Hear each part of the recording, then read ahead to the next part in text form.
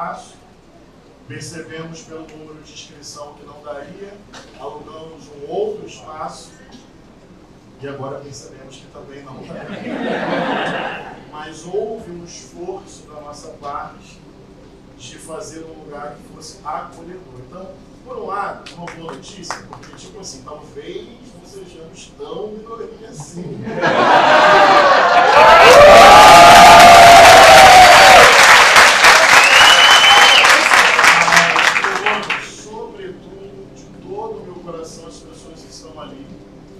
Sei dizer quantas, talvez metade do que está aqui está ali.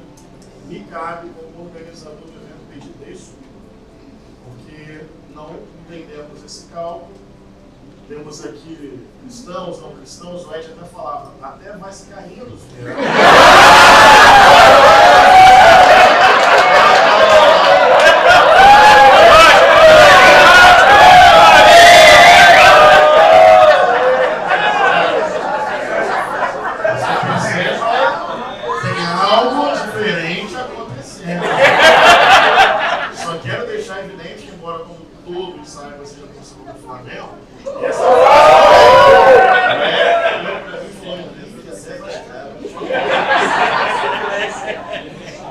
Ele não tinha autorizado a falar isso publicamente, mas ele já foi.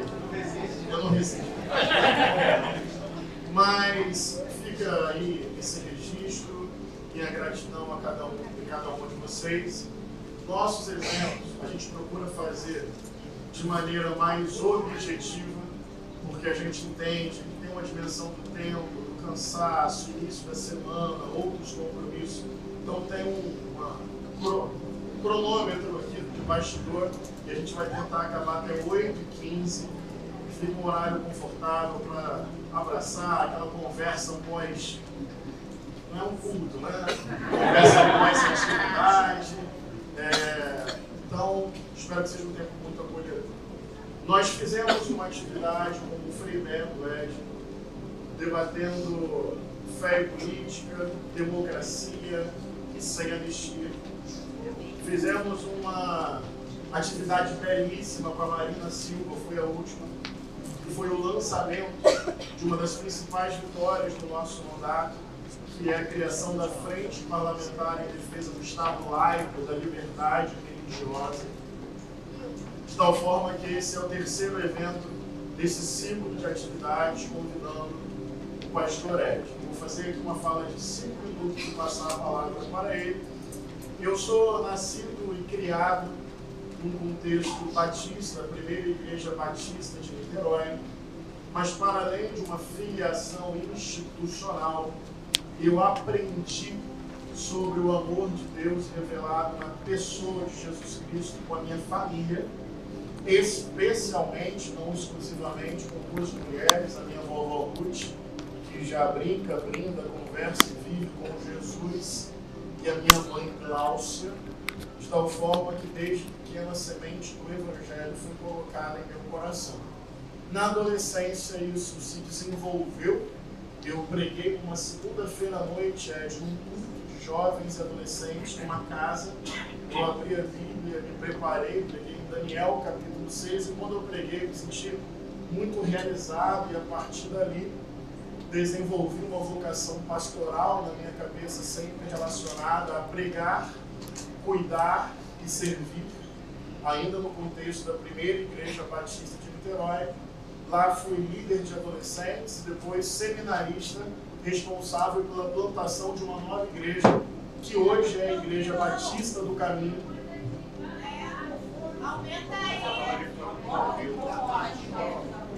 Parece que o pessoal de fora não está ouvindo. Tem como aumentar? Se eu fizer assim, melhora? Melhor. Troca o microfone. Boa noite, pessoal. Eu vou passar a noite inteira pedindo desculpa. Vou fazer uma coisa certa até agora. Bem, eu contava um pouco da minha trajetória. Cresci numa família que me ensinou sobre o amor de Deus revelado em Jesus. Na minha adolescência brota a vocação pastoral. Como seminarista, ajudo a plantar a igreja da qual faço parte, que é a Igreja Batista do Caminho. Por que estou contando essa história? Porque quando adolescente, jovem, a minha igreja se preparava como congregação para se constituir como mais uma igreja, nós pensamos sobre que igreja queríamos ser.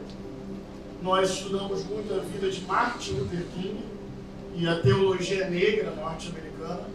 Nós estudamos a vida de Dom Helder Câmara e a teologia da libertação e o compromisso radical pelos pobres. A vida da irmã Dorothy, uma fé engajada lá no Pará em defesa da floresta e também dos pobres. A missão integral da igreja, o Pacto de Lausanne na Suíça, o evangelho todo para todas as pessoas. O Congresso Cristo e o Processo Revolucionário Brasileiro, 1962, em Recife, organizado pelo Campo Evangélico, mas tem um detalhe. No meu processo de formação pastoral, eu colocava no site da Igreja Batista de Água Branca. E adolescente, jovem, eu ouvia semanalmente as mensagens do pastor Ariovaldo Ramos e do pastor Ed René. E eu lembro de uma vez ir com alguns amigos da minha igreja a São Paulo, passeio de crente, né? Vamos aonde? Na igreja.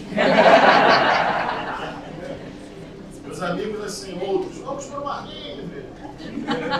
Eu, não, tem que ir na Igreja Batista de Água Branca, que o Ed pregou o Evangelho de João, o primeiro milagre transformando água em vinho. Por que eu estou contando essa história? Porque não deixa de ser emocionante aquele adolescente que colocava no site da IPAB para ouvir aquele pregador. Hoje está aqui.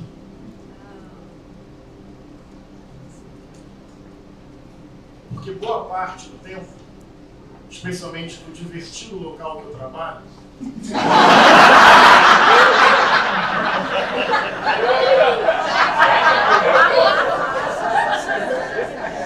boa parte do tempo as pessoas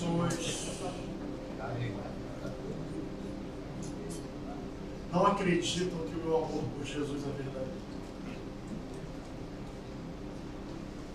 Pelo partido, por ser um homem de esquerda, por não fazer parte do único evangélico que não faz parte da bancada evangélica, pelo diálogo ecumênico interreligioso, por compreender que as religiões de matriz africana são hoje perseguidas e não nós cristãos. Boa parte do tempo as pessoas não me deslegitimam como deputado, mas me deslegitimam como discípulo de Jesus. Mas não é só o Congresso. E poder dividir a mesa da comunhão com vocês e poder dividir a mesa da comunhão com o pastor Ed Renekiewicz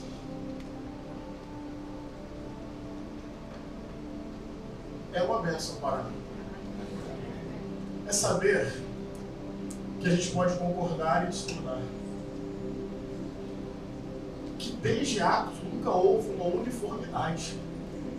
Que o protestantismo zela pela liberdade de consciência e pela diversidade. E que isso não impede olhar para o irmão e dizer, discordo aqui, discordo lá, mas vejo em você a integridade, a opção por Cristo e a busca por um país justo, solidário e fraterno. Se Ed e eu formos conversar ponto por ponto de teologia e de futebol, certamente haverá uma discordância aqui e outra lá. Sabe qual é o nome disso? Maturidade. Eu louvo a Deus por esse pastor que eu ouvia na minha adolescência e por ele estender a mesa da comunhão para mim e me dar a honra de estar ao seu lado e de ser reconhecido como irmão. Isso é muito importante. Portanto, Ed, obrigado por sua presença.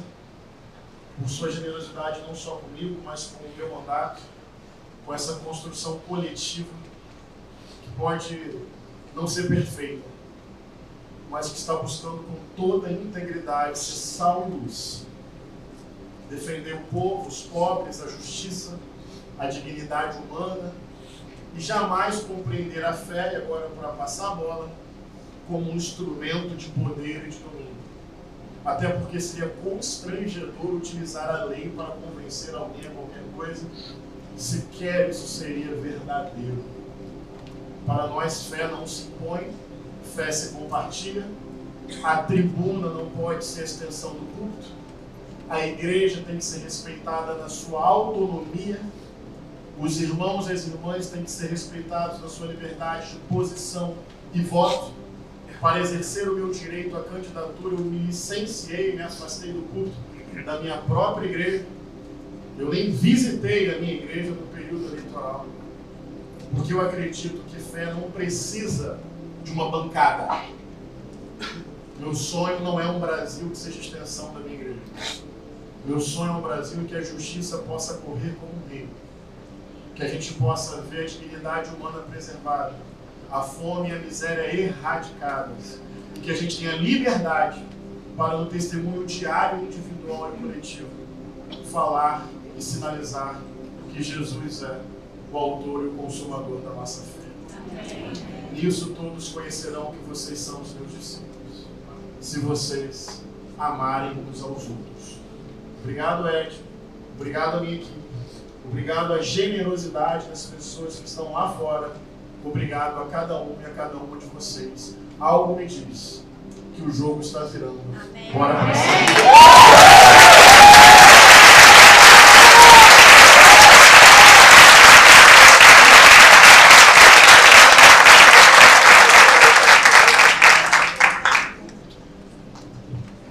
Boa noite a todos e todas. Um prazer imenso, uma alegria estar aqui, ter sido recebido com tanto carinho, com tanto afeto. É constrangedor, inclusive. Muito feliz por essa noite. E há momentos da nossa vida quando Deus nos dá o galardão antes do céu. Então essa aqui é uma ocasião assim. Receber o afeto de vocês e também essa palavra do Henrique que me honra, e eu tenho muita convicção de dizer que poucas vezes a hashtag me representa é tão bem usada quando referida a Henrique Vieira, não somente como homem público, mas como pastor, como irmão, como amigo. Obrigado. Obrigado.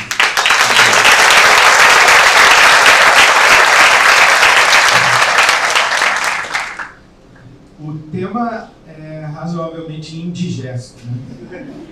Mas, como estou entre amigos, irmãos, família, o Rio de Janeiro faz parte de mim. Eu morei no Rio de Janeiro na minha adolescência, morei em Coelho Neto, fui batizado na Igreja Batista de Acari, e tenho aqui amigos queridos da minha adolescência, da minha infância. Beijos e beijos para vocês. O Rio faz parte de mim, tem um pedaço de mim que ainda mora aqui. Tenho família.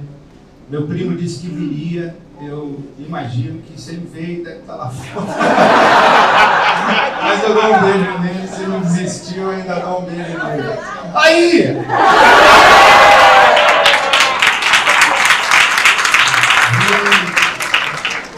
Piorou muito agora,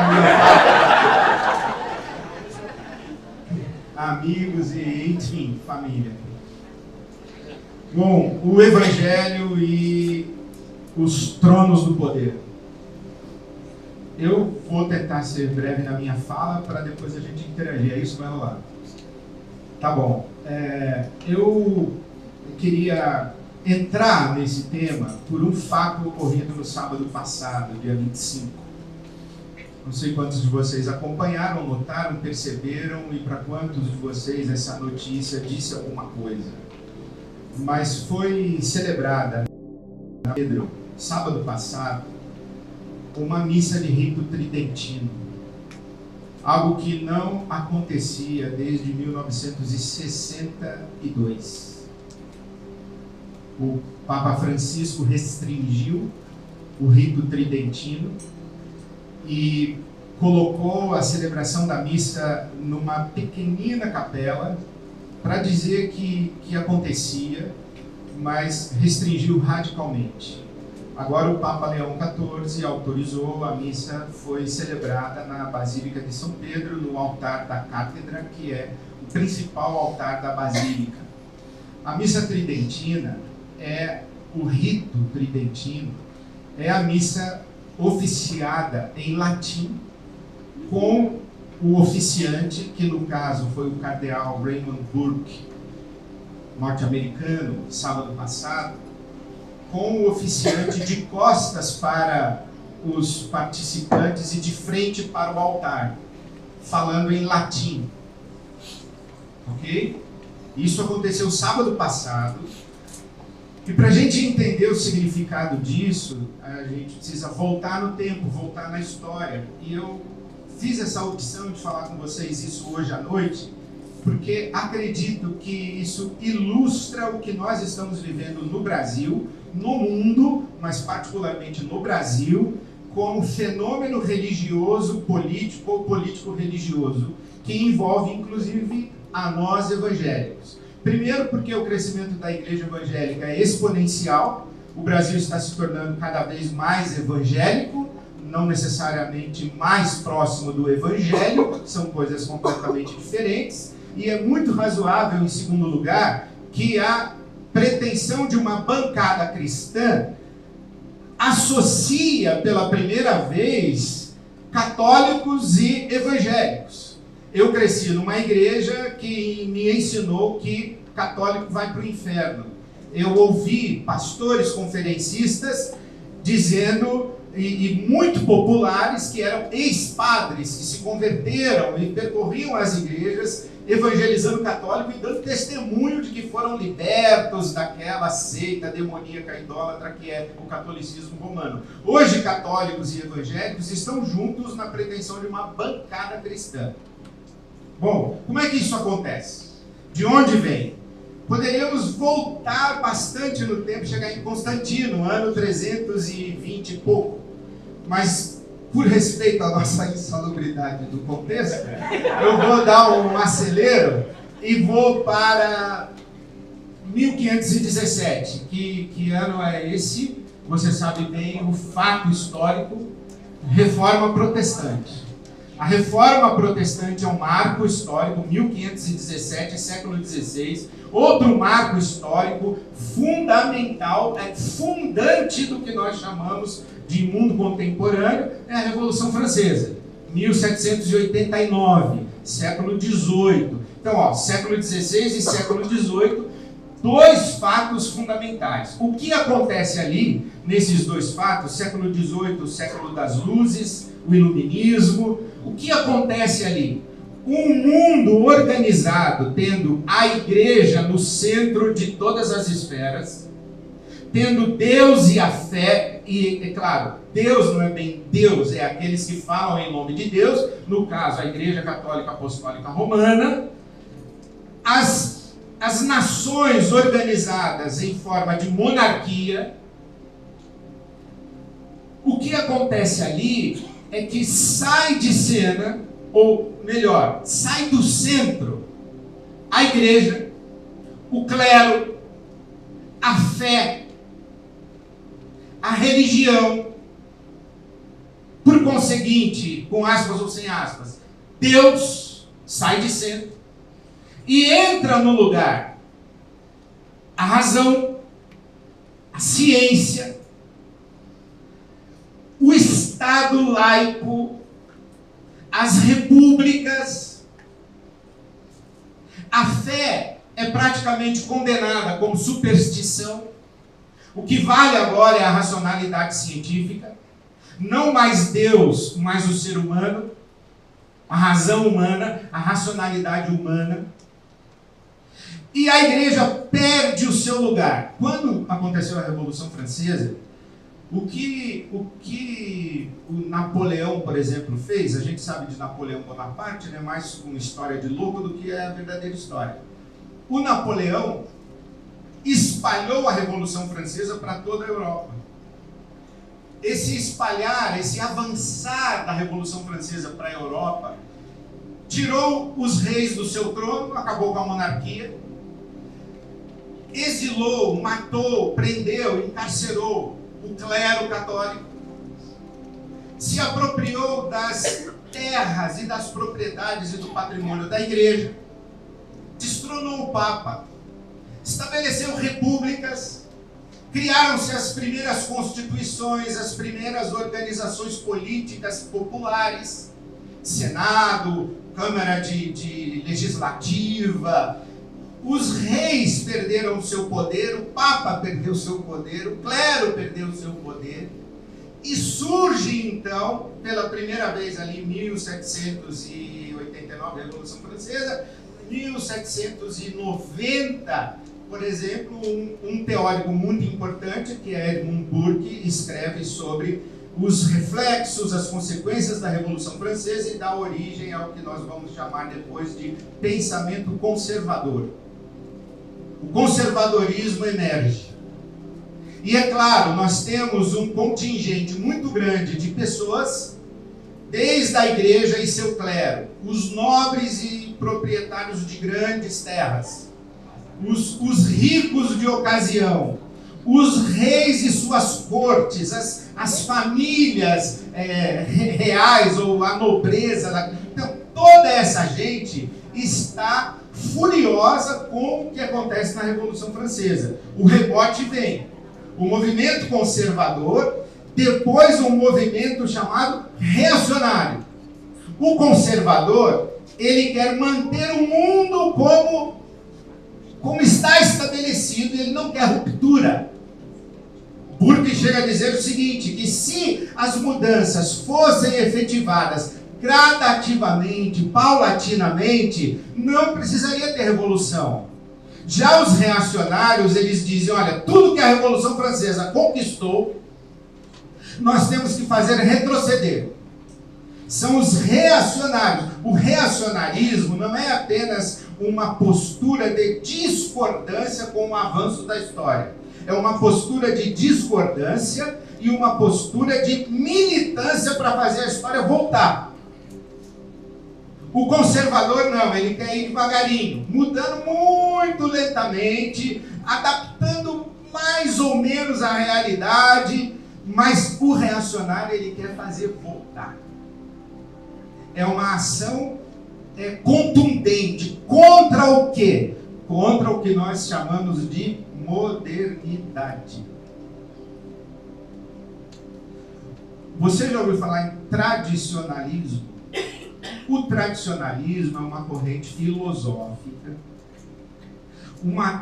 uma forma de dar contorno teórico ao movimento conservador, que é um movimento de resistência, ao movimento reacionário que quer voltar, e esse tradicionalismo dá sustentação para essa galera toda. O que o tradicionalismo diz que é a perdição do mundo? A modernidade. Quando é que começa a modernidade? Na Reforma Protestante. O que faz a Reforma Protestante? Um sujeito ousa dizer que o clero está errado, que a igreja está errada, e se recusa a se retratar. Ele diz, eu não abro mão da minha consciência, e eu não me submeto a uma lógica, a uma autoridade, a um sistema, a uma hierarquia e a um poder que me obrigue a negar a minha consciência.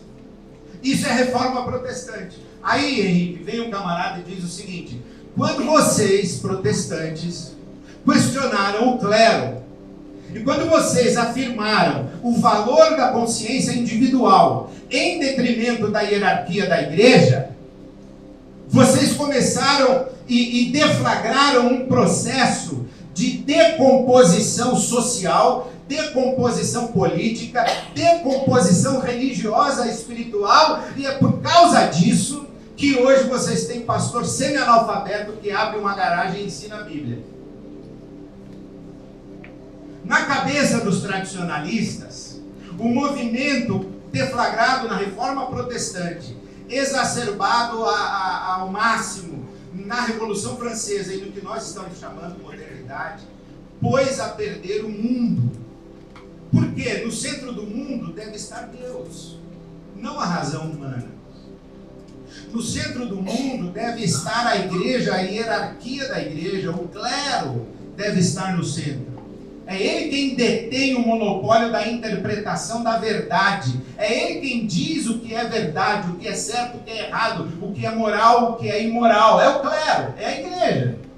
No seu clero. É a igreja quem diz o que é verdade científica.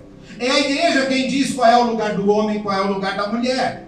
É a igreja quem diz qual é a norma de gênero. É a igreja quem diz. E ela diz isso em nome de quem? Em nome de Deus. Foi Deus quem estabeleceu o mundo assim. Foi Deus quem criou o homem acima da mulher. Foi Deus quem disse quem seria rei e quem seria povo, súdito. Foi Deus quem estabeleceu a desigualdade no universo. O universo não tem igualdade. O universo é todo desigual.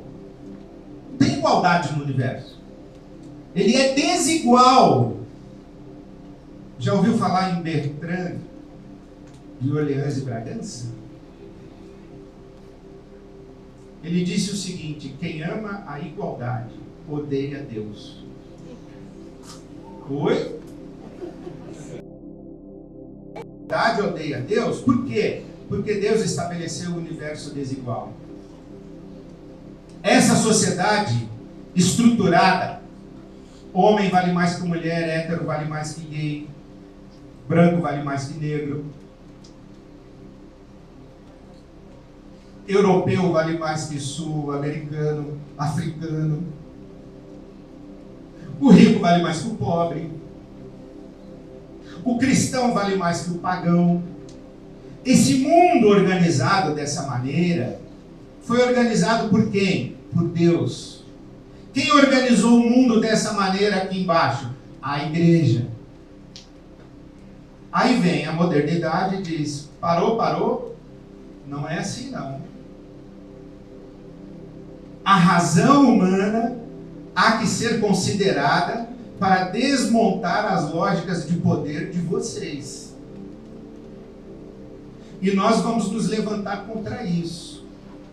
Aí tem aquele velho ditado da modernidade, que o mundo será livre quando o último rei for enforcado na tripa do último padre.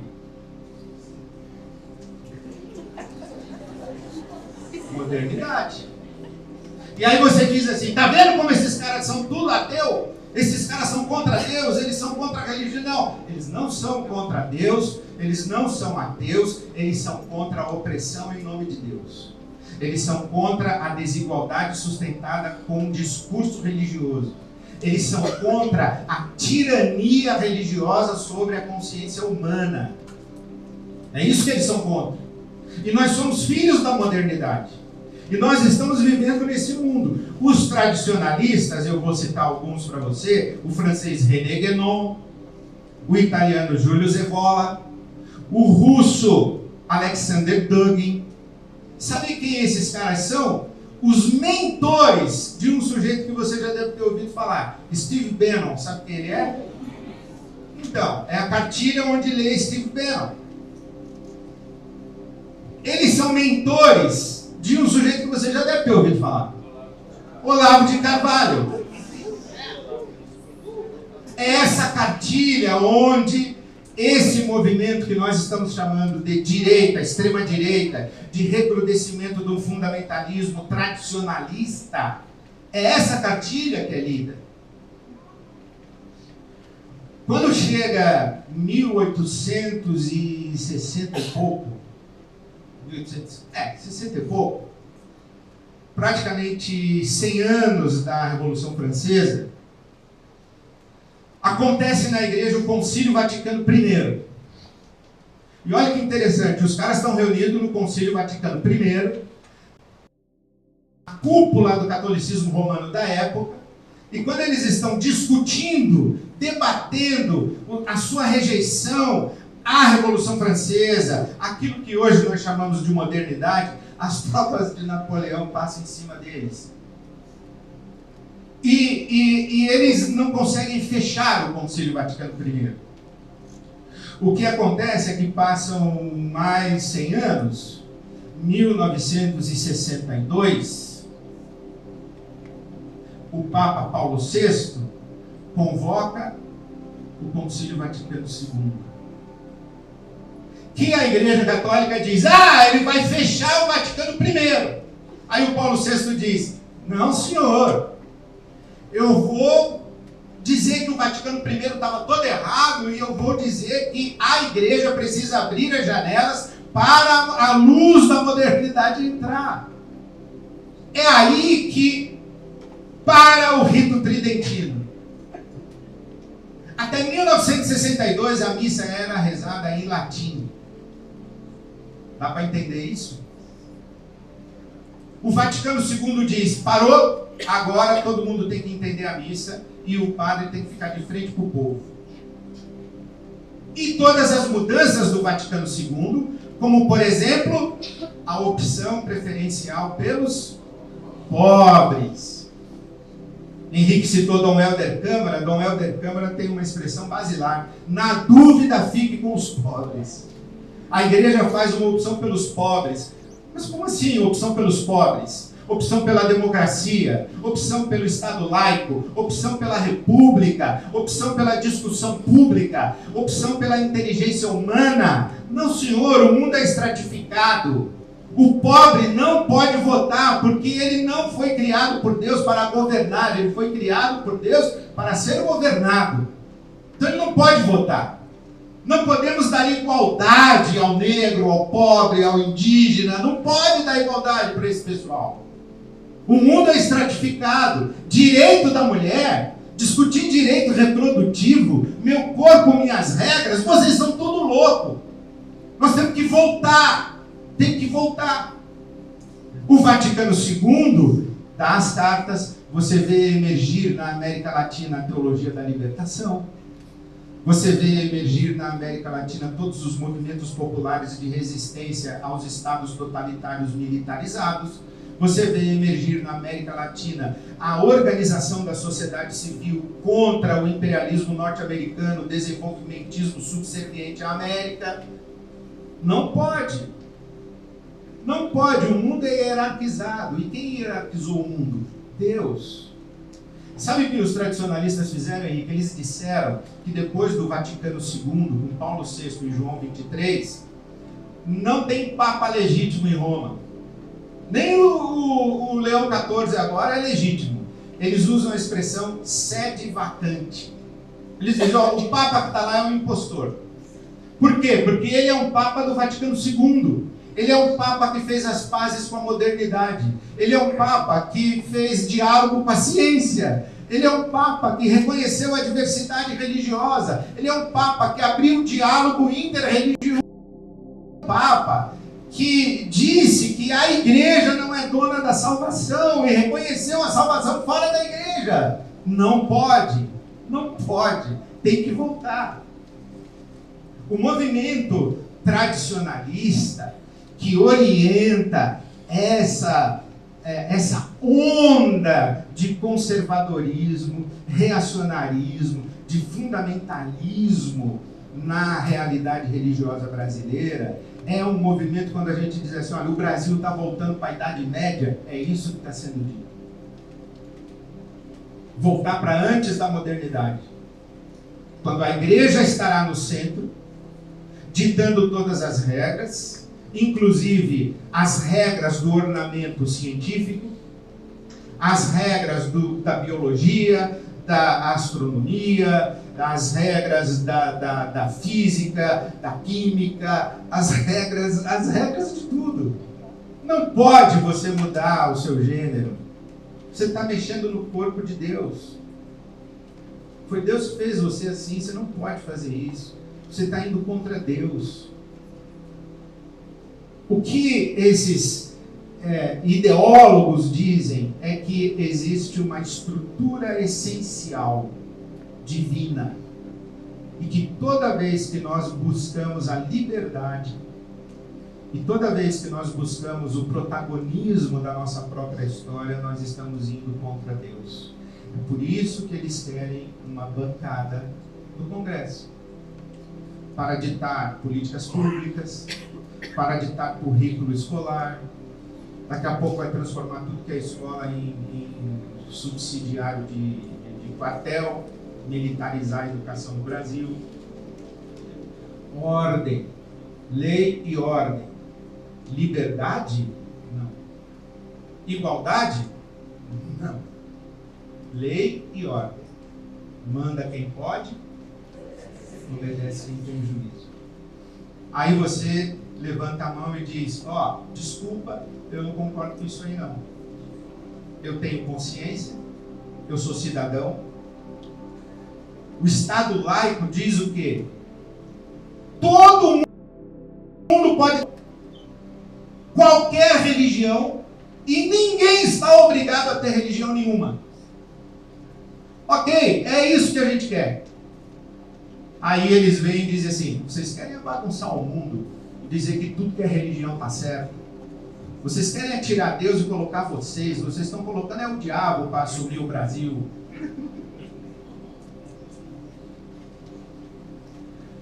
Aí você faz um corte, aí eu termino, 5 minutos, pode ser? Você faz um corte e leva para o Evangelho.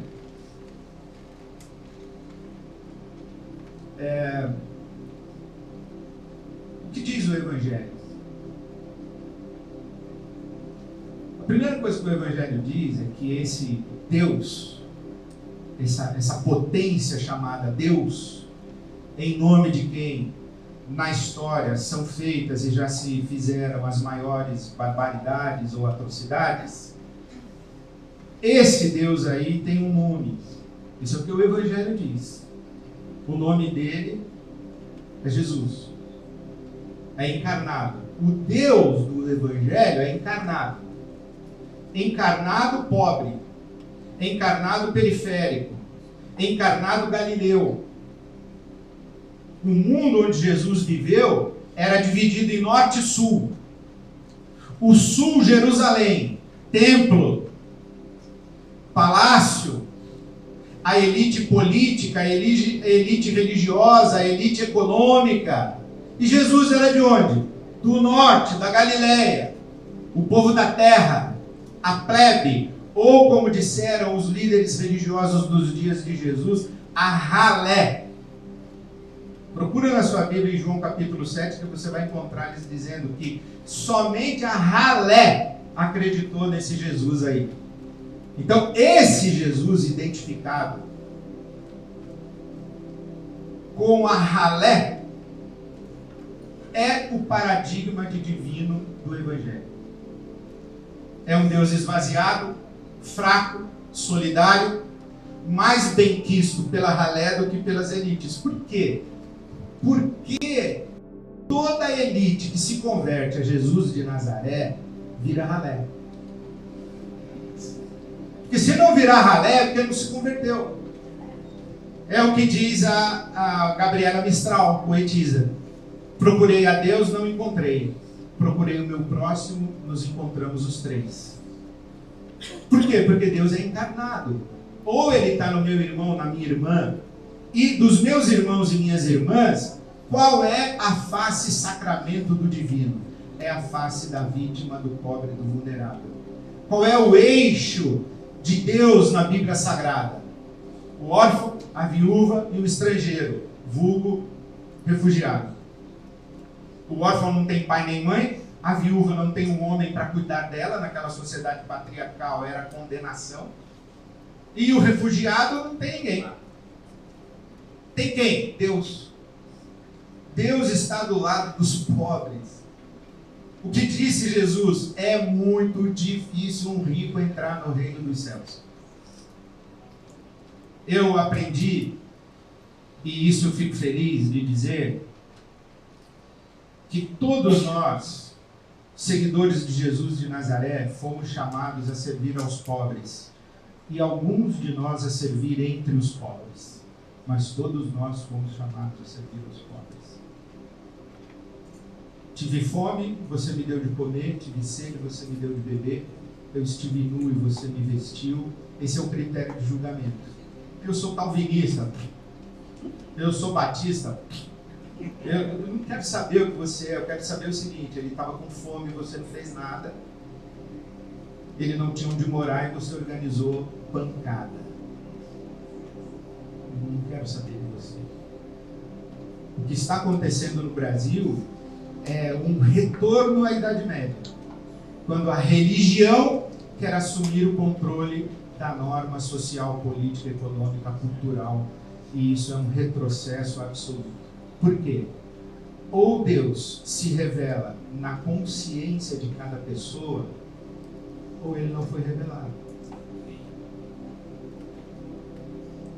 Porque se alguém precisa que outro alguém lhe diga a respeito de Deus, esse Deus é um ídolo. O Deus legítimo é aquele que se revelou na consciência. E não há lei, não há regra, não há Estado, não há hierarquia religiosa que possa promover a revelação de Deus em nenhuma consciência. De acordo com a Bíblia Sagrada, segundo a qual eu me converti, só tem uma porta de entrada para Deus se revelar na consciência. E eu não sei se você concorda comigo, mas na minha opinião, é o sofredor, é quem sofre. Jesus é apresentado na Bíblia Sagrada como servo sofredor, o crucificado. O que a igreja fez com o crucificado? Transformou ele no exaltado pantocrator, dono de tudo. E aí nós queremos um Deus acima de todos no Brasil. Assim. Não é Deus acima não, ele é Deus com o vulnerável, o fraco, etc. Deus está sempre do lado da vítima. E se a gente não vai lá,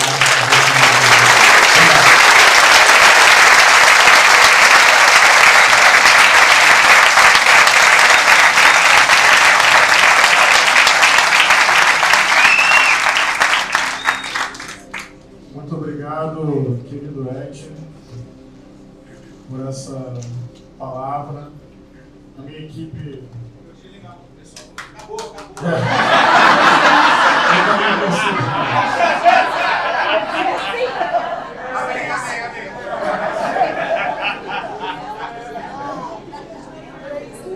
Olha só, eu amanhã vou para Brasília, então eu ficaria te ouvindo muito tempo.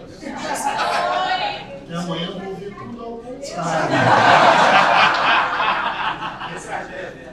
A minha equipe gravou, então eu vou levar o fone. Quando eu estiver falando,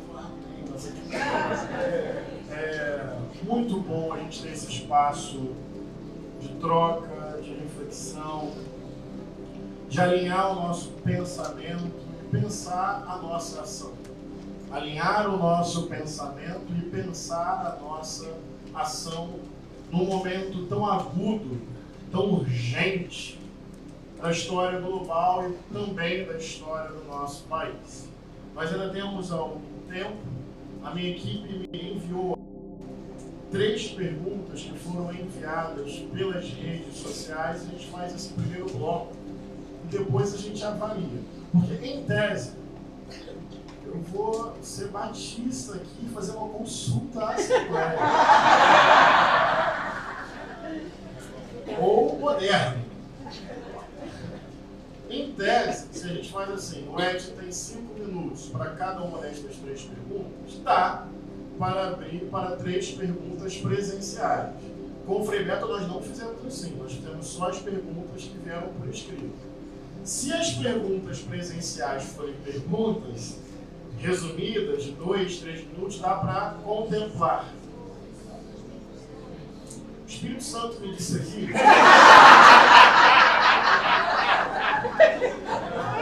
que são 2 perguntas.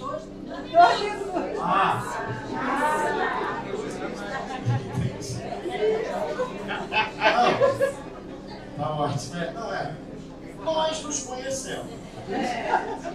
Nós sabemos que uma pergunta pode facilmente virar uma pregação com apelo. A pessoa é capaz de tirar um violão e cantar. Então, assim, vou fazer as 3 perguntas pelas redes e 3 perguntas, a atualização do Espírito de 2 minutos. A gente faz 2 blocos e vai terminar 8 horas, numa segunda-feira, tranquilamente e com muita coisa para a gente agir coletivamente. Apenas 2 registros que me vieram aqui. Está ali fora, não conseguiu entrar, o jovem Ed, que também te ama muito, te escuta muito, que é vereador desta cidade, faz um trabalho belíssimo junto ao povo e aos pobres, que é o vereador William Siri. Ele está ali em algum lugar. E peço muito gente boa, trabalho belíssimo, esse cristianismo que não precisa se autoproclamar, mas que à medida é de que se compromete com o povo, testemunha dado, um mandato exemplar. Também soube que está aqui entre nós o Frei Davi. É fácil. Não conseguiu entrar. Gente, tem tantas outras pessoas, estou vendo aqui minha referência, Pastor White, tantas outras pessoas. Se eu começar é complicado, mas obrigado. Vamos lá pegar aqui as perguntas ao Ed. Tem a minha Ed, como é que faz? Como é que resolve? Tá aqui, Thales. Vamos lá. Tá aqui. Primeira pergunta, amigo, vamos fazer 4 minutos para cada uma? Tranquilo. Qual o papel da comunidade e da mesa, da partilha, da igreja para reencantar uma fé engajada? Então, uma pergunta sobre como a igreja pode se reencantar neste testemunho. Acho que a pergunta é nesse sentido. Não a igreja com um projeto de poder, mas a igreja com esta fé engajada. Faço as 3? Você prefere uma ou outra? Respondo essa. Bom, igreja, comunidade. A primeira coisa importante é a gente afirmar que a fé cristã é necessariamente comunitária, relacional. Na tradição cristã, Deus é Pai, Filho e Espírito Santo. Deus é 3. Deus é uma comunidade de iguais. Na tradição cristã se diz que Deus criou o homem à sua imagem e semelhança. Portanto, Deus criou uma comunidade de iguais. Na tradição cristã se diz que Deus é amor. Portanto, a experiência de Deus é relacional. Nós precisamos de comunidade, de mesa, de comunhão, para sermos libertos do nosso maior mal, o narcisismo. Se nós não temos o outro diante de nós, nós nos tornamos ou funcionamos no mundo como um ego absoluto. Ego absoluto na Bíblia tem nome, é demônio, diabo. Como diz aquele versículo, por ser amor não cabe em si.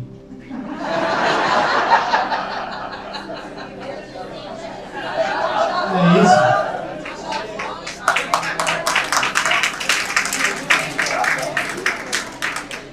O amor não cabe em si. Revela-se. O movimento diabólico é um movimento contrário à doação, à autodoação.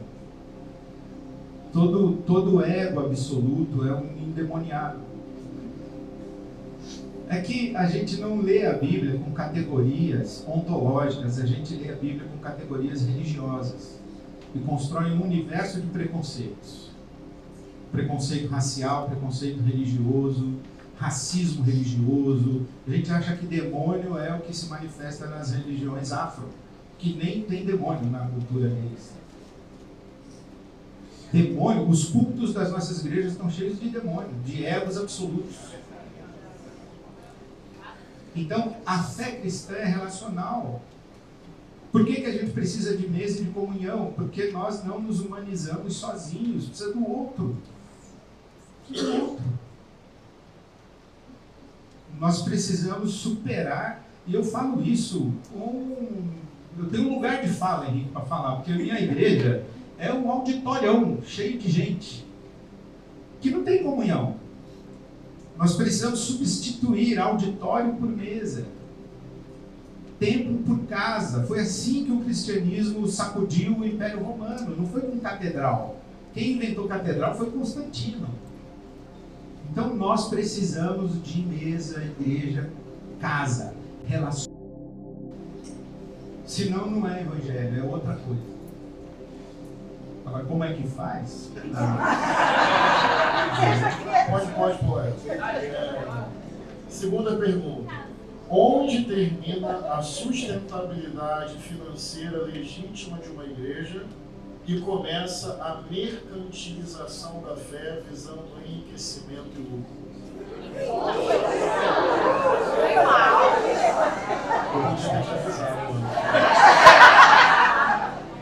Onde termina a sustentabilidade financeira legítima de uma igreja? Acho que a igreja se sustentar, legítimo. Agora, quando isso vira outra parada, não que a gente tenha exemplo. Que foi essa?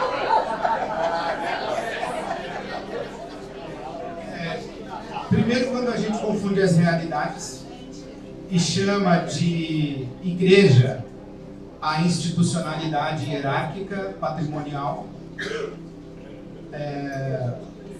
a gente chama aquilo de igreja, mas aquilo não é igreja. Igreja é gente, tá ligado? Igreja é comunidade, não é a institucionalidade. Aí quando você...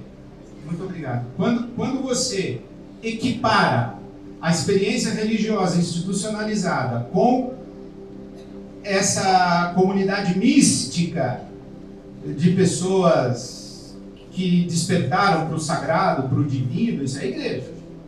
Agora, a institucionalidade com rito, com dogma, com hierarquia, com código moral, com critério de exclusão e de inclusão, isso daí é outra coisa, isso é fenômeno religioso. Quando você equipara as duas coisas e começa a pedir dinheiro para pagar a conta daqui, aí ficou complicado.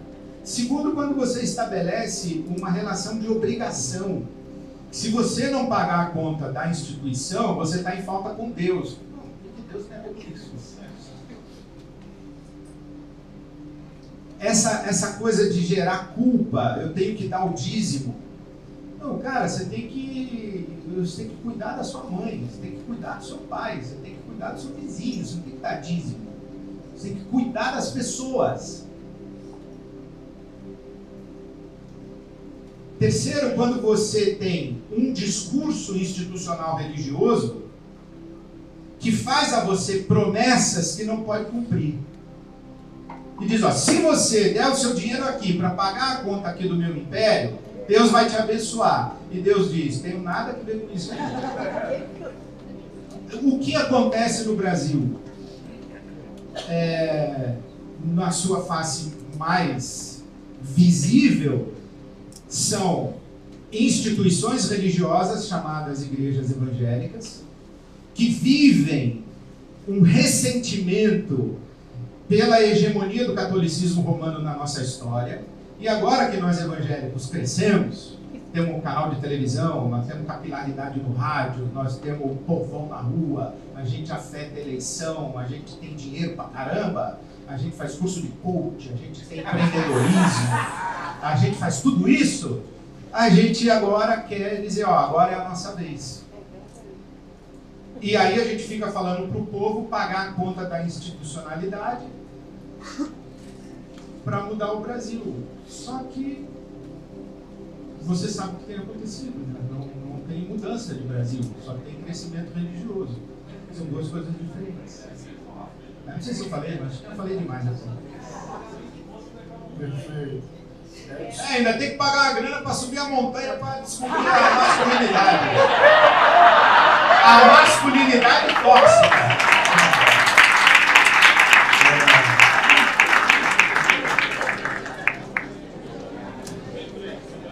A última pergunta escrita. Frei Davi.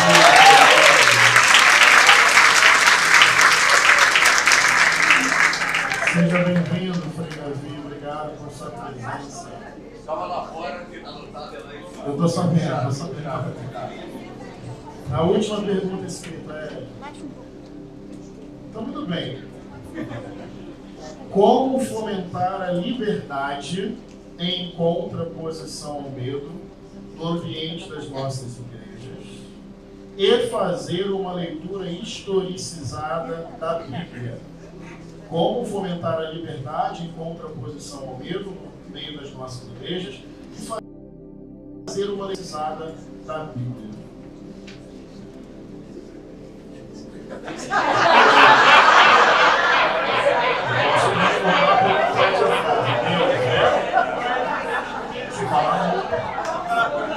Olha, eu quero transformar essa fala, essa pergunta, num testemunho pastoral. Eu fui pastor presidente de uma igreja batista por 36 anos. Deixei de ser-lo agora em agosto passado. Meu amigo querido Kenner Terra assumiu como pastor presidente da IBAB. Então eu sou um ex-pastor da IBAB. É o Kenner agora que é o pastor. E nesses anos todos em que eu fui pastor, eu tenho um amigo muito querido, que também é um dos pastores da igreja, o Cláudio, que ele diz assim: Ed, o nosso discurso fomenta bons cristãos, mas péssimos membros de igreja. Isso para mim é um ponto de orgulho. Por quê? Porque eu vou para o púlpito da minha igreja e digo assim: olha, não precisa dar dízimo não. Eu vou para o púlpito da minha igreja e digo assim: não precisa vir aqui na igreja não. Domingo você vem de manhã e de noite, você não tem o que fazer. Você vem segunda, terça, quarta, quinta, sexta, é noite do descarrego, é noite do não sei o que lá, é noite da restituição, é a campanha do não sei das quantas. Pô, vai viver, cara, vai andar de bicicleta no parque com seu filho, vai fazer compra do mês, vai, sei lá, você vai dormir, vai fazer alguma coisa. Vai fazer o social, vai cuidar dos pobres, vai fazer trabalho voluntário. Aí o que acontece? O que acontece? Os membros da igreja não são bons, não. Eles faltam culto, não dízimo. É isso. E eu acho que nós temos que, dentro da nossa experiência religiosa, organizada, institucional, e eu sou muito à vontade para falar disso e falar contra isso, porque eu fui isso, eu sou isso. Eu ainda sou pastor da IBAB. Eu ainda sou um dos pastores da IBAB. Eu estou no púlpito todo domingo lá. Estou procurando coisa para fazer também, porque eu não aguento mais de domingo. A vida toda que domingo eu só vou na igreja. Eu quero fazer outras coisas na vida. Por isso que eu falei, não quero mais ser o pastor presidente. Não dá mais. Por quê? Nós temos que, dentro da nossa institucionalidade, lutar contra ela. Mas é dentro dela. Porque ficar do lado de fora falando mal dela, aí é fácil. Não, tem que ser dentro dela. E pagar o preço de fazer isso dentro dela. Que eu digo na IBAB, olha, ninguém é obrigado a concordar comigo, não.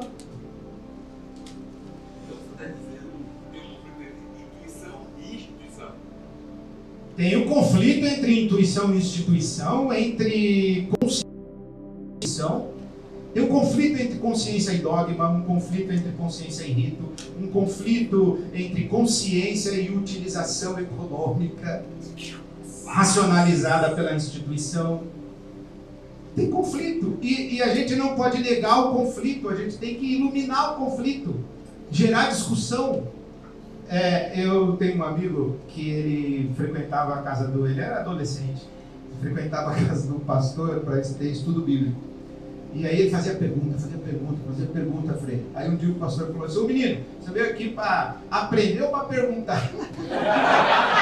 O pastor não sabia que a gente só aprende perguntando. A igreja tem que ser um lugar de pergunta. A tradição rabínica diz que existem perguntas que são preciosas demais para que tenham respostas. A gente tem que continuar perguntando, questionando, senão a gente emburrece e retrocede.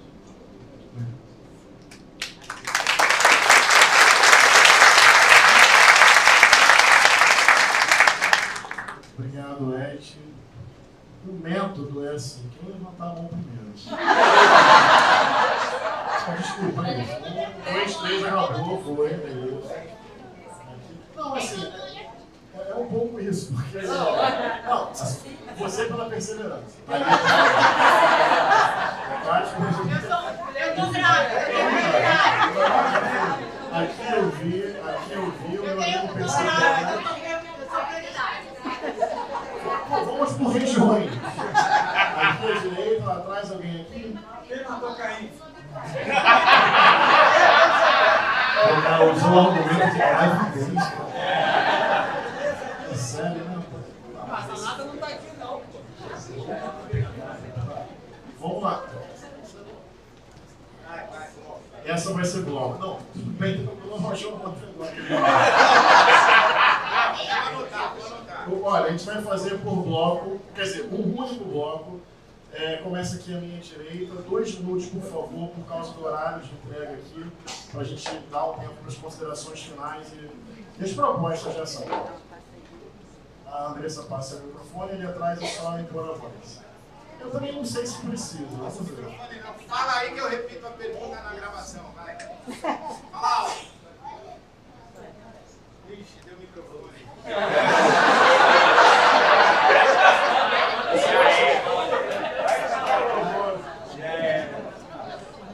Boa noite. Reforçar, pastor Ed, depois disso, quando eu cheguei aqui, te acompanho há mais de 25 anos, é muito prazer. Tive a mesma sensação do pastor Henrique estar diante de ti. Quando eu sentei aqui, eu falei, aos pés de Gamaliel. Muita honra mesmo. E... O pessoal ninguém entendeu. Esqueceu. A pergunta é a seguinte: corremos o risco, diante desse retrocesso anunciado aqui na belíssima reflexão do senhor, do pastor Henrique também, do evangelho genuíno ser extinto devido a essa pressão tão grande ao retrocesso? E como, se portar diante de tantos ataques para defender, inclusive, o senhor?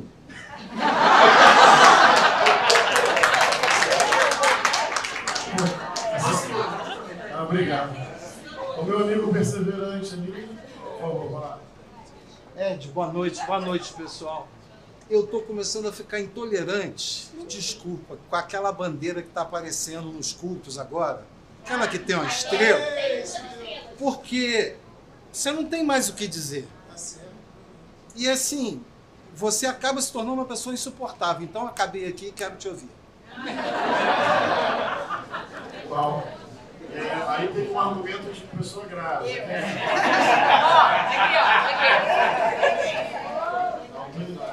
Na verdade, a minha pergunta é para os dois.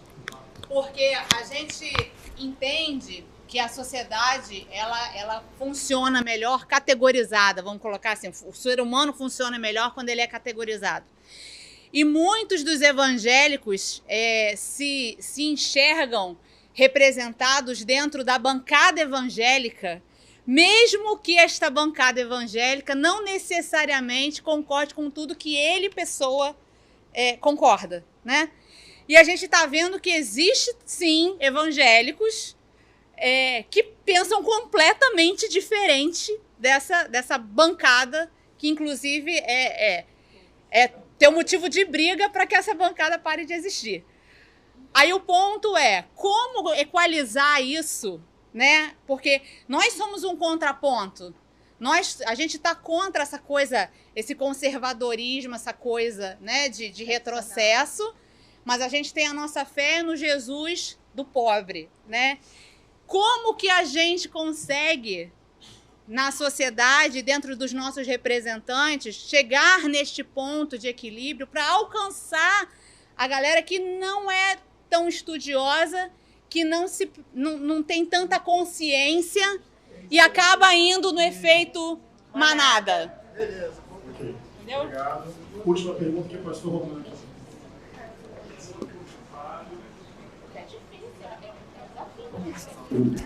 Vai ser um comentário com uma pergunta, porque quando a gente fala de Jesus do pobre, a gente está se tirando, porque eu, por exemplo, é o meu Jesus, eu sou pobre. E a gente está falando de uma igreja evangélica que é maioria pobre, que é maioria negra e que não é representada, de fato, geograficamente com as pessoas que estão aqui. Eu venho de uma cidade que é 1h30 daqui, que é Nilópolis, Baixada Fluminense. E de maneira geral, os nossos diálogos mais progressistas ainda são muito elitizados e estrategicamente também estão muito colocados em regiões mais ricas.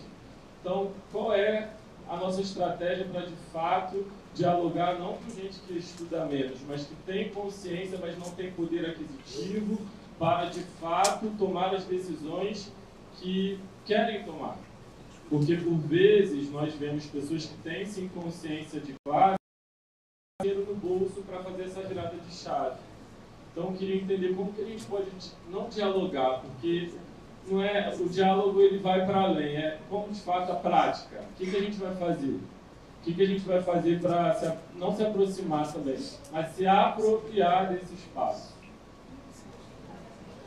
Muito obrigado. Passo agora para o Ed fazer um comentário. Ela falou que a pergunta era para os dois, é contigo. Eu ouço você. Eu faço depois essa parte. Eu acho que eu vou responder o bloco num bloco, em vez de responder uma... Bom, primeiro, eu não tenho muita simpatia por essa expressão evangelho genuíno. O que é evangelho genuíno? Quem detém o evangelho genuíno? O evangélico ou as pessoas se veem categorizadas.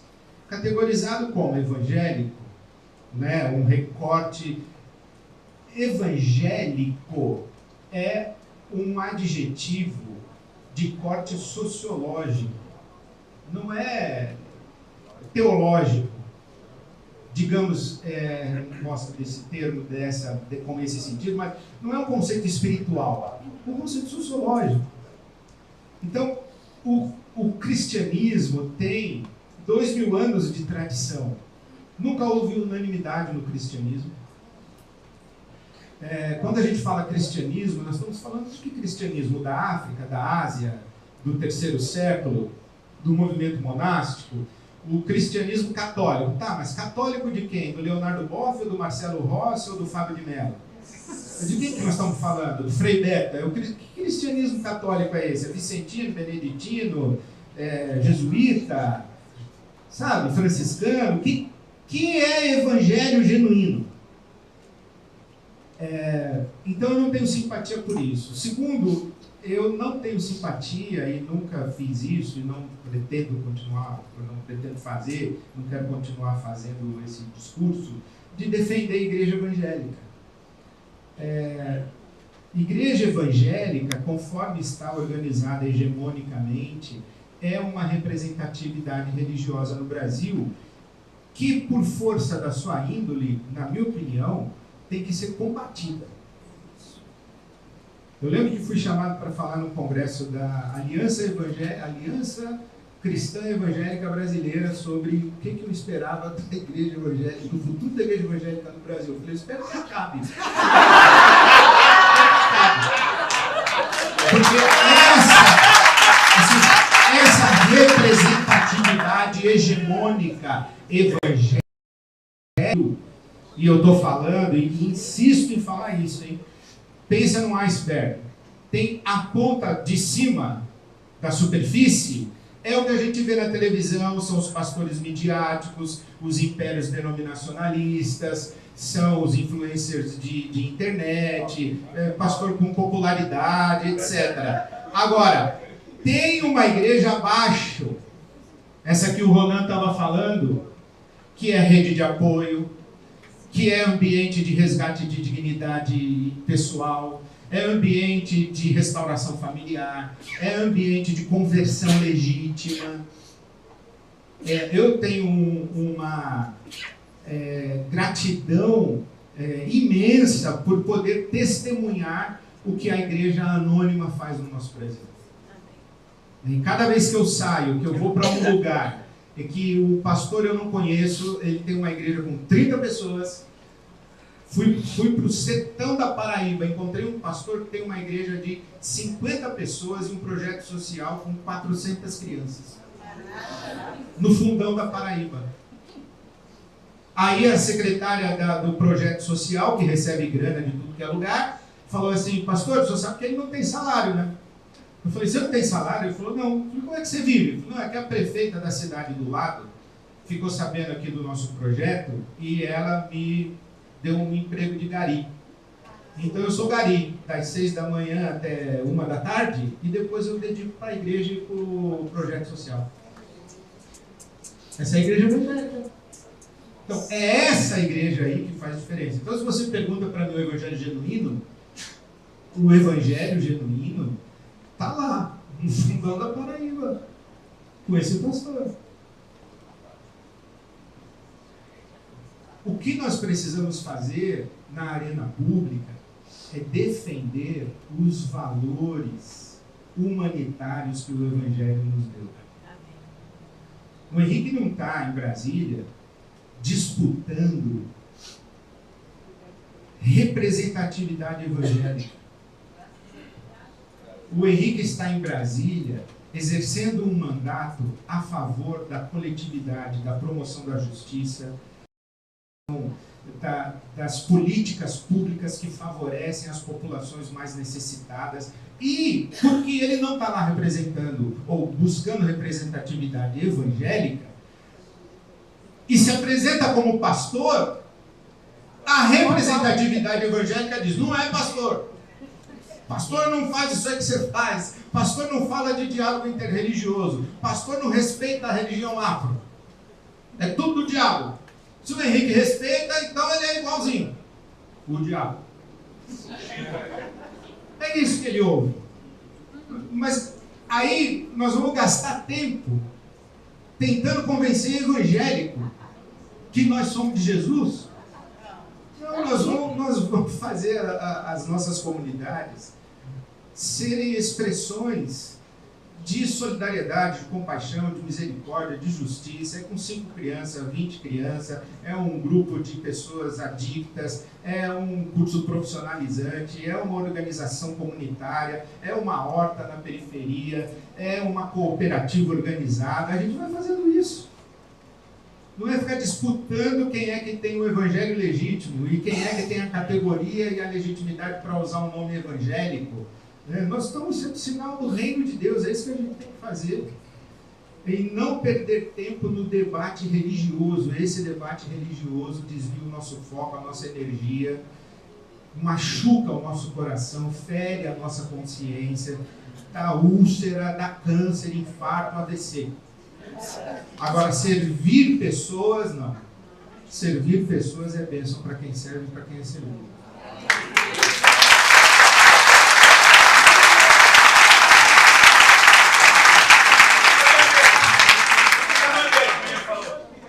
É uma maluquice. É uma maluquice, porque... Fala mais. Eu acho que a gente tem que fazer uma pausa aqui bastante séria. Bastante séria. Primeiro, é que precisa ficar claro que não existe equivalência entre o Estado moderno de Israel e o Israel bíblico. Não tem equivalência. Segundo, não tem equivalência entre os cidadãos israelenses e o governo supremacista sionista. Inclusive, nas ruas de Israel, existe uma multidão querendo o fim do governo Netanyahu e se opondo a esse movimento sionista radical. Ok? Segundo ou terceiro, não existe equivalência entre fazer a crítica do sionismo radical com antissemitismo. Antissemitismo é um pecado ético, porque é ser contra a uma etnia, ao povo semita, ao povo judeu. Isso é um pecado ético, é um racismo. Antissemitismo é racismo. Agora, sionismo é um movimento político. E fazer crítica de movimento político não é antissemitismo. É um movimento sionista que quer carimbar como antissemita todo mundo que critica o sionismo. E a gente tem que separar as duas coisas. Da mesma forma que nós não somos racistas contra os asiáticos, não somos racistas contra o povo negro, nós não somos racistas contra o povo judeu. Agora, o sionismo como ideologia política que pratica um genocídio na Palestina, isso nós temos que ser contra. E é um absurdo que os pastores tenham bandeira de Israel nos púlpitos. Porque nós não somos seguidores de Moisés. Nós somos seguidores de Jesus. Nós somos seguidores de Jesus. E o que fez Jesus? Inaugurou a era das relações igualitárias. O que diz o apóstolo Paulo aos Gálatas? Que em Cristo todos nós somos um. Porque em Cristo não existe judeu nem grego, não existe racismo. Em Cristo não existe macho nem fêmea, não existe sexismo. Em Cristo não existe servo nem livre, não existe classismo.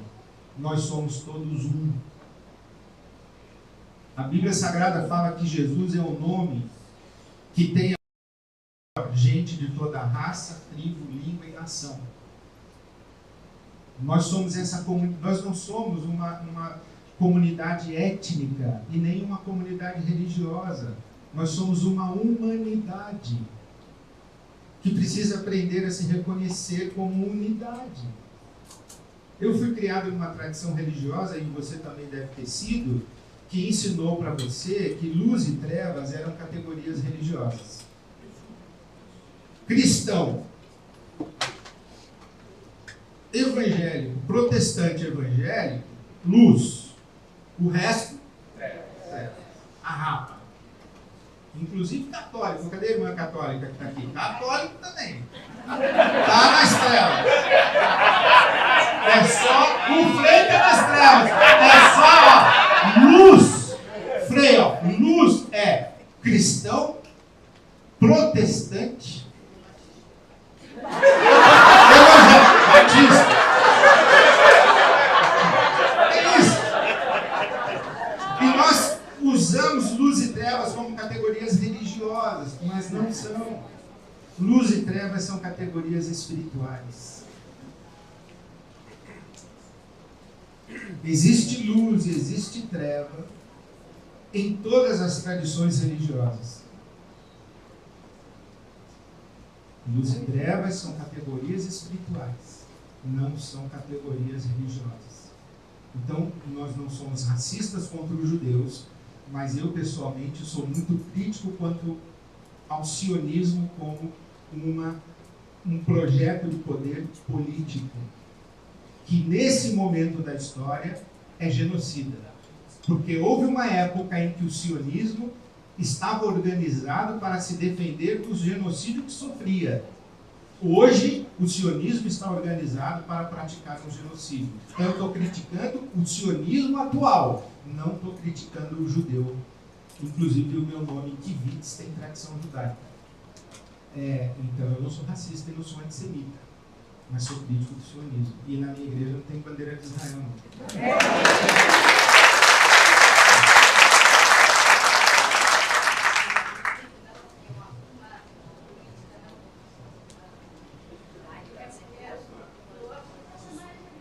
Aula.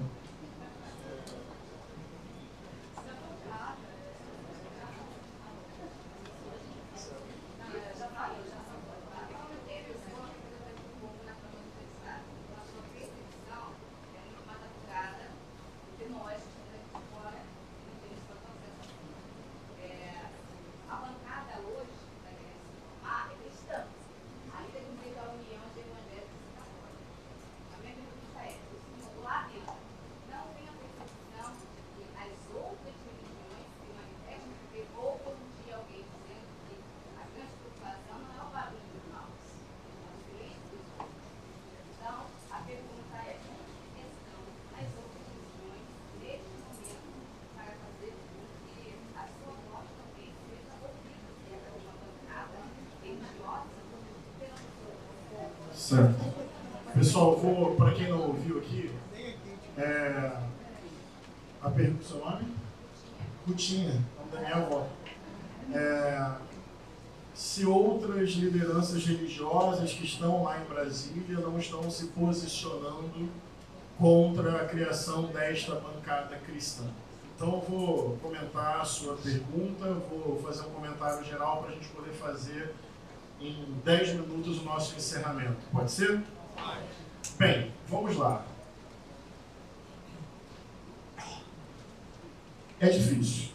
Existe uma subrepresentação de outros segmentos religiosos na Câmara dos Deputados. Isso é uma constatação. Mas não é exatamente essa a resposta para a sua pergunta. Sabe o que acontece?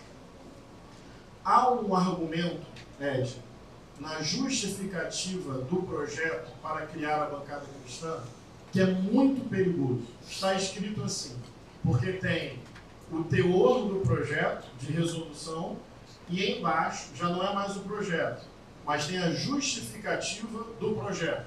E todo projeto é assim. Na justificativa do projeto está escrito que o Brasil tem 80% de cristãos. E que esta maioria moral, olha o perigo desse termo, esta maioria moral precisa ter os seus valores representados na Câmara dos Deputados. Isso é grave e errado de muitas formas.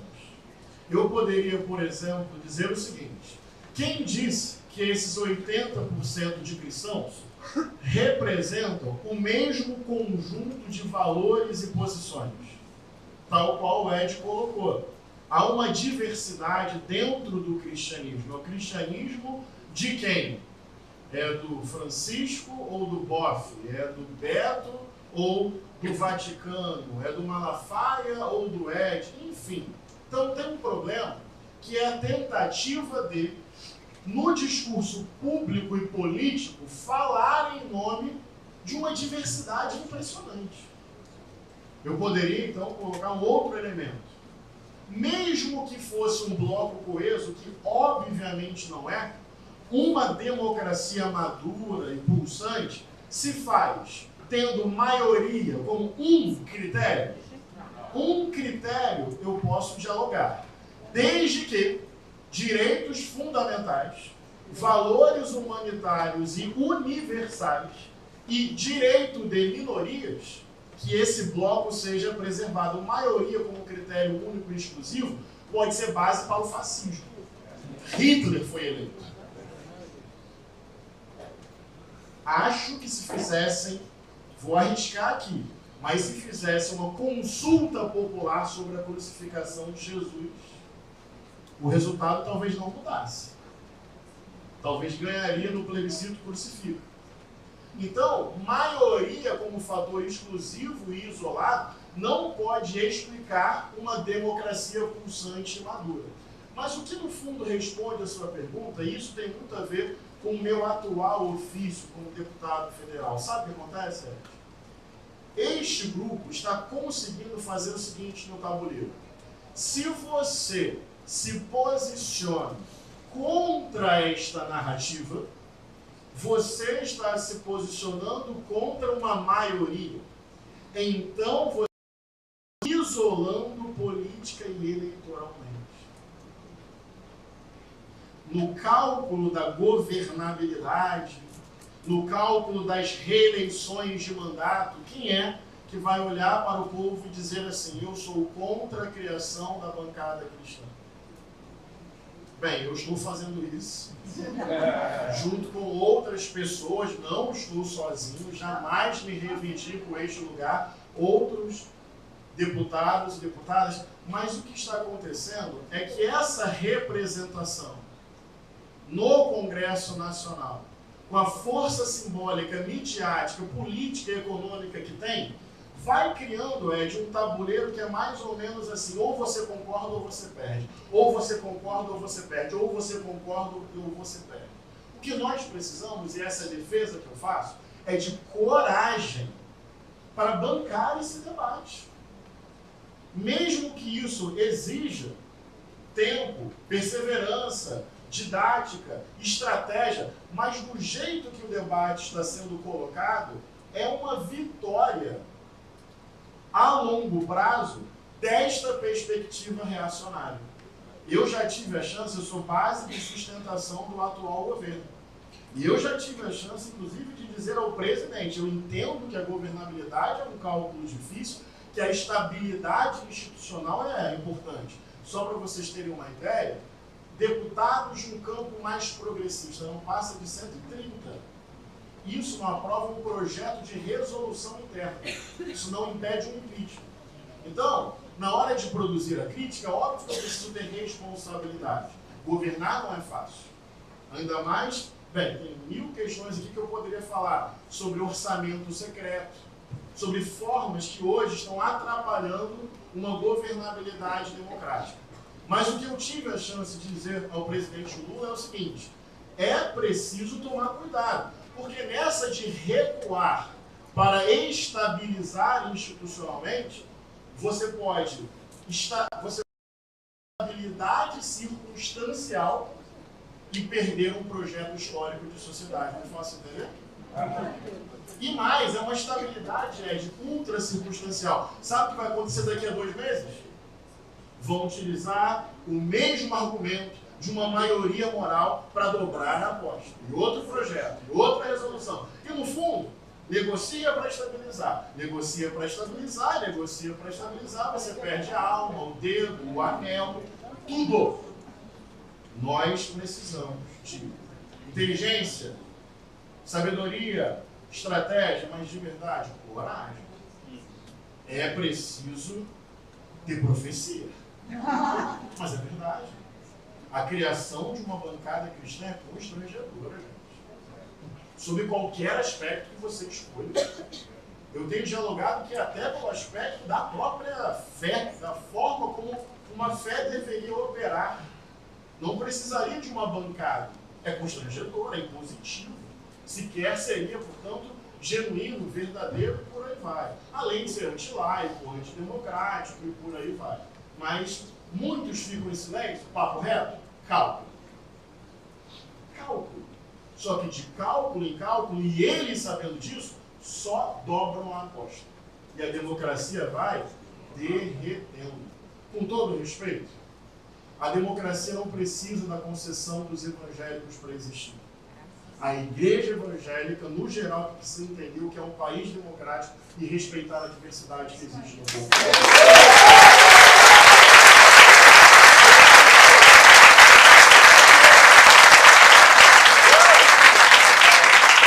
Esse é o papel que nós estamos exercendo lá em Brasília.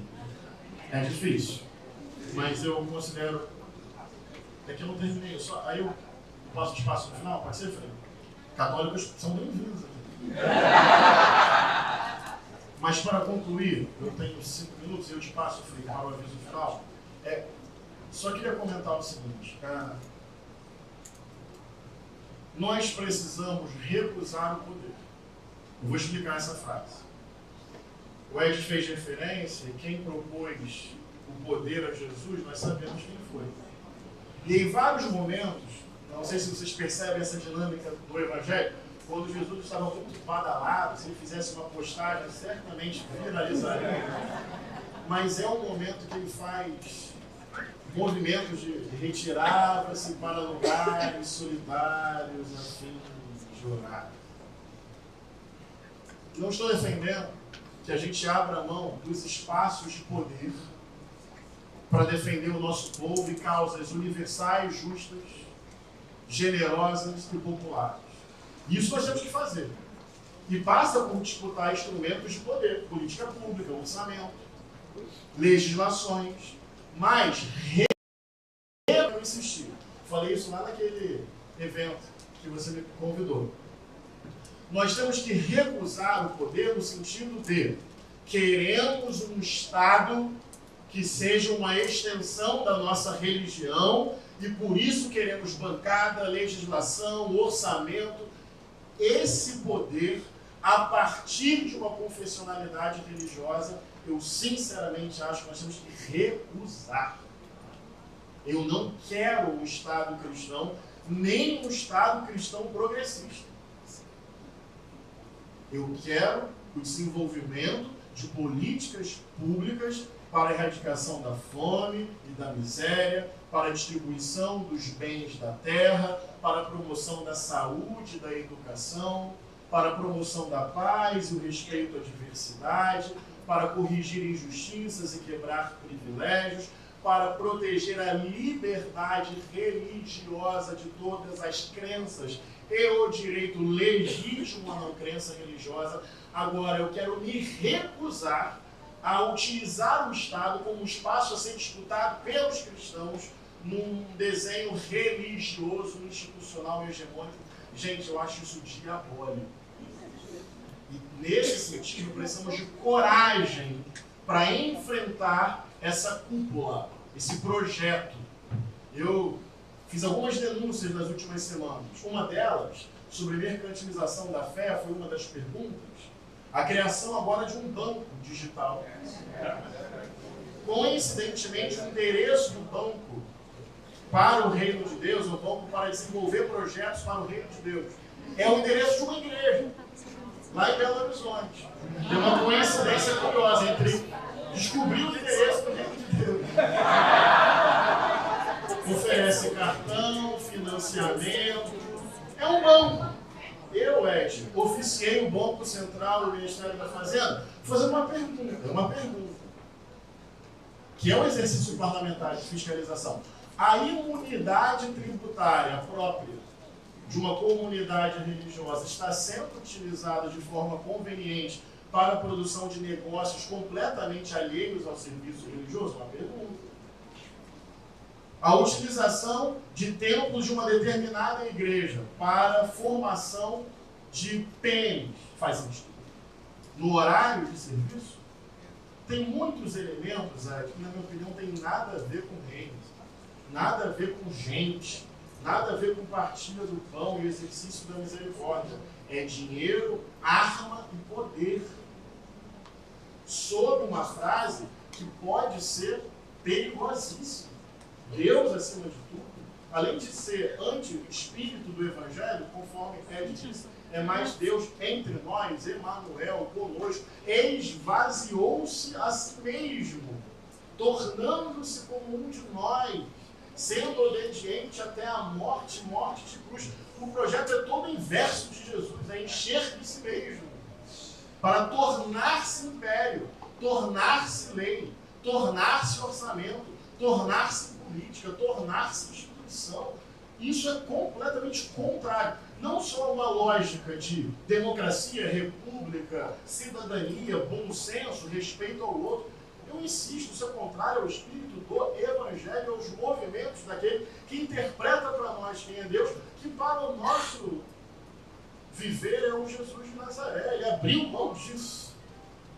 Então, nós precisamos disso. Mas para concluir, dessa vez eu não vou usar a minha tática de falar 3 vezes para concluir. Eu vou usar uma e, curiosamente, concluir aí.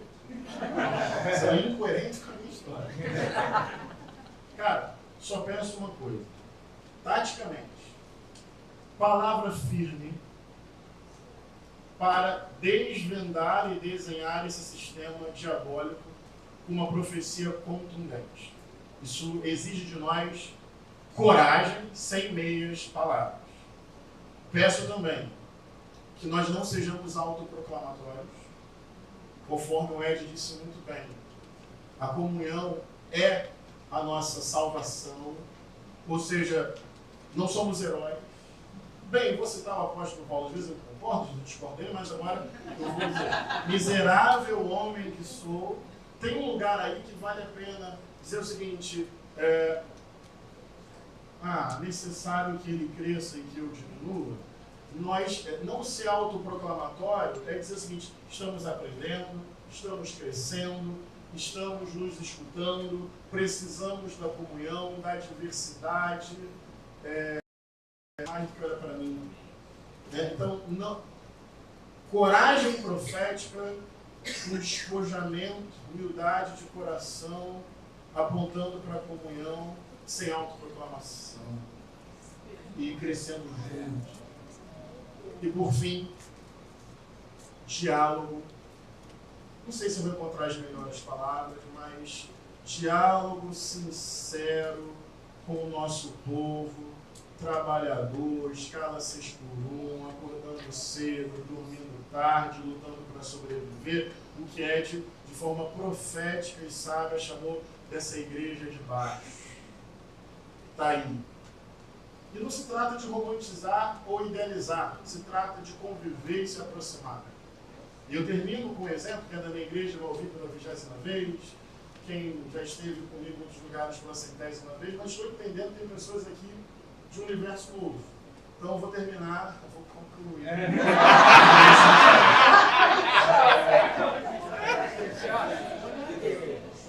verdade, eu concluí mesmo.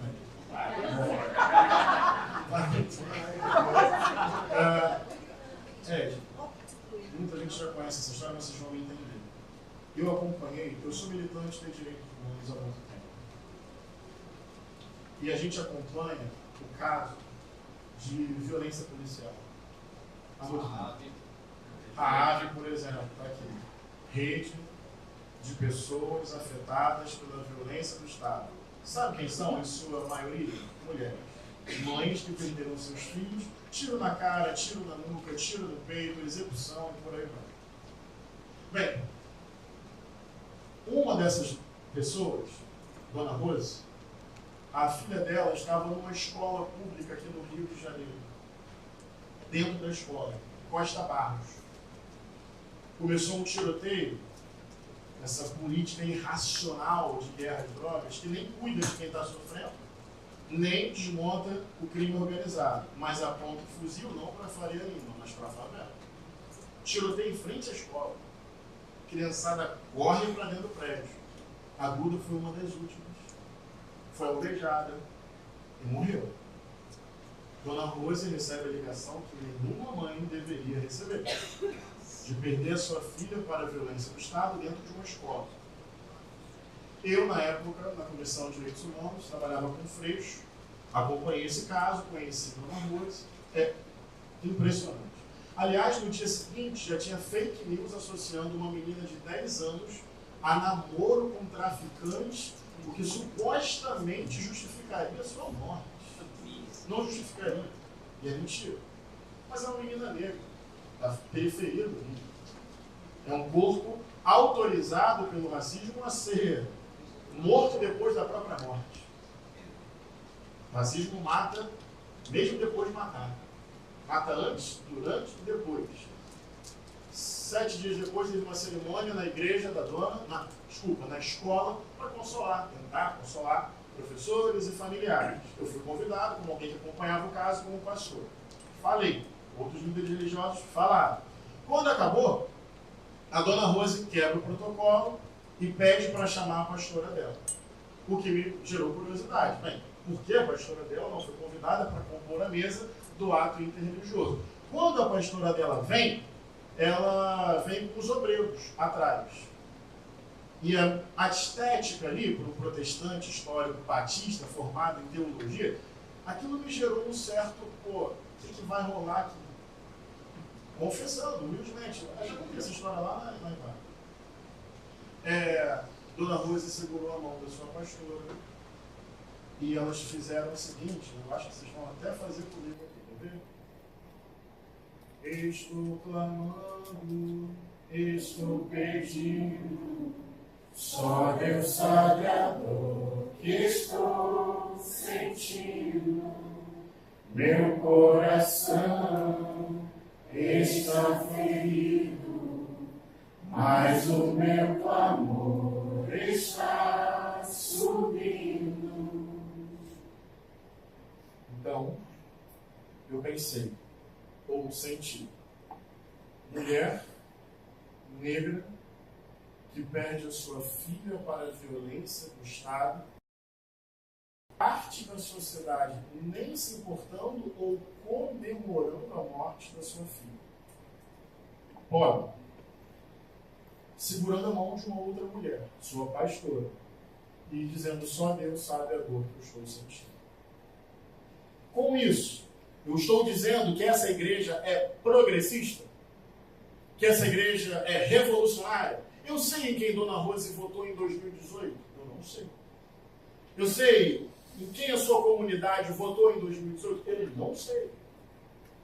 Não estou romantizando, não estou idealizando, não estou deixando de considerar a gravidade do projeto político hegemônico, mas o que está diante dos meus olhos é uma mulher com uma dor insuportável que encontra numa comunidade de fé um socorro para lidar com algo indescritível. Papo reto, pessoal. Pedagogicamente, eu acho que nós temos que fazer a crítica com coragem, sem meias palavras, ao sistema, ao projeto, à cúpula e aos líderes.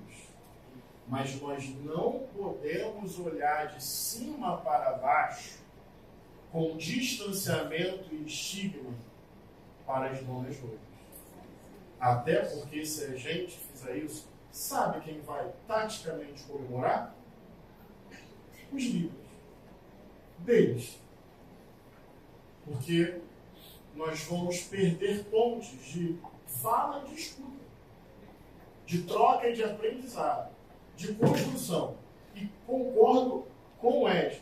Não se trata de defender a igreja evangélica, não se trata de defender a categoria sociológica evangélica, não se trata de confundir reino de Deus com igreja, nada disso.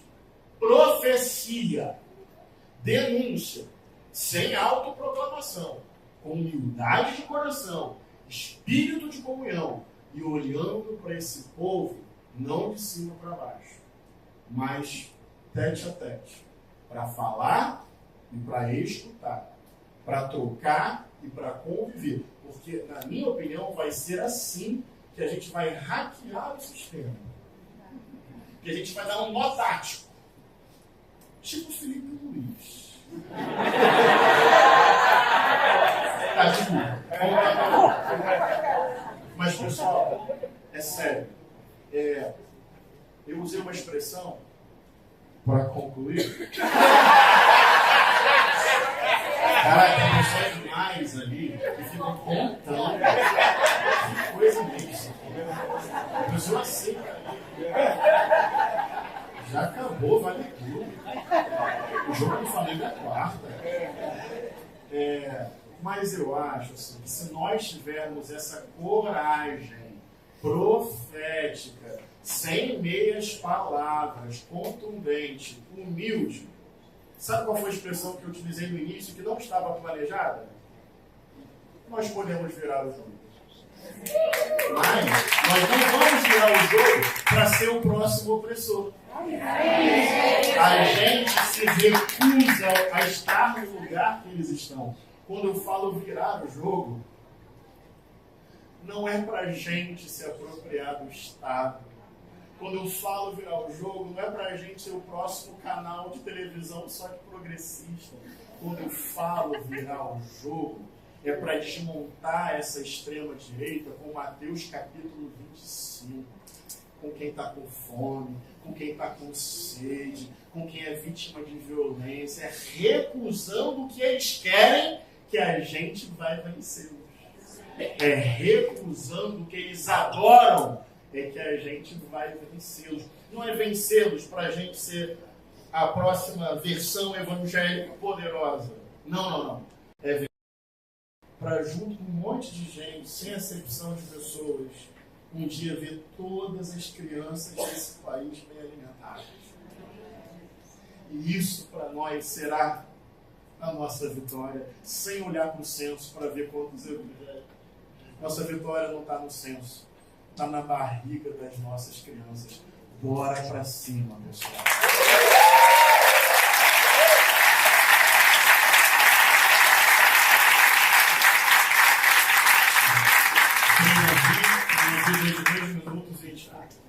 Interação como movimento social e como pessoas de fé, eu faço um apelo a vocês. Lutamos muito e conseguimos aprovar a lei de iniciativa popular que prendia, tirava de circulação políticos ladrões. Você conhece essa lei? lei de desenho popular, chamada Lei da Ficha Limpa? Pois é, em vez de uma semana, a Câmara e o Senado se reuniram e desmontaram a Lei da Ficha Limpa. Eu crente que Lula ia brincar, mas botaram a faca dos senhores do Lula e Lula sancionou a lei, desmontando a lei. Umas 10 entidades nos reunimos, entramos no STF contra o Congresso e contra a União. Para minha surpresa, ela não acabou Lúcia, e ela intimou o presidente do Congresso, deu 5 dias para ele responder. Deu muito sumário ao processo, intimou Lula, dando 5 dias a ele. O Congresso respondeu em 5 dias, Lula não respondeu ainda. Ela falou, te dou mais 3 dias, se você não responder, eu vou julgar sem você participar. Lula é nosso irmão. Ele é vítima de um sistema que botou a faca nas pessoas dele. O que eu quero agora pedir a vocês, que nos ajude. Estamos fazendo abaixo-assinado para que entre pessoas como de fé, pessoas da luta e entidades assinem o abaixo-assinado para a gente vencer isso aí. Como eu não tenho contato de vocês, eu vou mandar para os dois aqui o abaixo-assinado e eu repasso para vocês. O que daqui tem isso? Vai estar. Ok? Está dentro do carro, ok? E no meu também. Frei Davi, _ OFM. Vai estar também lá. Gente, desculpe.